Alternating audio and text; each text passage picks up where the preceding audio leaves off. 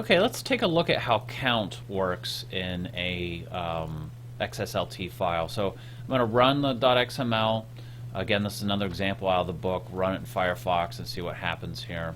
Okay, here's how we count nodes, and you can see we have a lot of names that get printed out of the various wonders, and then of these wonders we count out how each of them were destroyed or if they're standing. And let's look at how we do that. Same XML file. Let me pull that back out. I don't know what happened there. There we go. Okay, so let's look at the .xsl file. We have a for each loop, no templates this time, a for each loop. We've seen all this before. Here what we're doing here is we've got the ancient wonders are, and let's look at the Firefox rendering. The ancient wonders are, and then here's where we get into our data that's being generated. We do a value of select. Okay, excuse me, we're going to do a for each loop, kick it off. We've seen this already where we do the XPath, and then we're going to find out, is the language equal to English? If it is, that's what we're going to grab, and we're going to print it out, dot, right here. So it's just going to print that out. Remember, wherever you are, whatever node you are on, return that value. That's basically what that's doing. And so it does. It returns Colossus Rhodes. And then it does this little logic again. It says, when test is this position, again where we are in the loop or the context node, is it equal to the last in our little collection of nodes?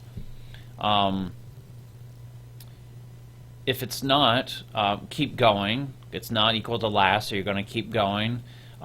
Do one more test. Is the position second to last?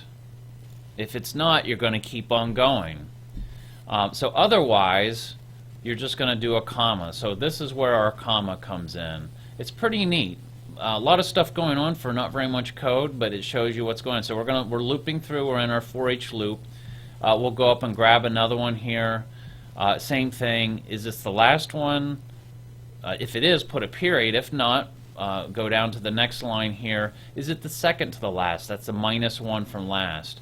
It's not, then you're going to do another comma. And you're going to keep going until we get down to this last wonder here, the mausoleum. And it's not going to prove true on this test, but this one it will. And when it does, it'll print a comma and a and that's how we get that. Very tricky. And then it's going to go through one more time. And this time it will skip that comma, right? And go through, and it'll actually prove true this time when it goes through there that it'll indeed be the last one, and print out Lighthouse of Alexandria and put the period at the end.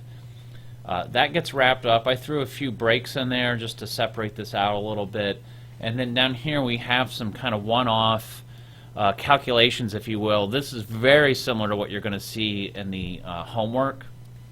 You're going to do some counting or adding up, and in this case we're just going to count up how destroyed, and then we're going to find out when we're doing this count of all these how destroyed nodes, we're going to find whatever one we're on, that's the dot, and set it equal to earthquake.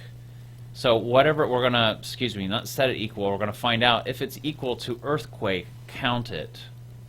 And then we got a little literal here where we can say we're destroyed by earthquake. So let's look at our Firefox again. Of these wonders, right here we did that. 4 were destroyed by earthquake. That's our count there. It counted up 4 of them.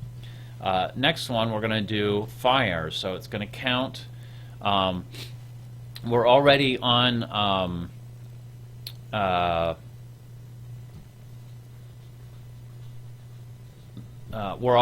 this context node, so all we have to do is do the / and then go back up and find out how destroyed, and do dot, which is whatever context node you're on, find out if it's equal to fire. If that's true, count it. So it goes through all these how destroyed nodes,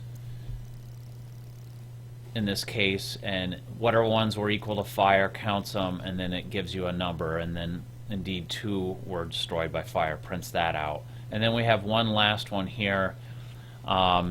Basically goes through and counts all the wonders, so we get a full count, a full number for all the wonders, and then we subtract it by, again, another count. We find out all the HAL destroyeds, because anytime, again, if it has a HAL destroyed, it did get destroyed. So once we subtract that, we'll get a number for how many are standing, and that number is 1. So this is count.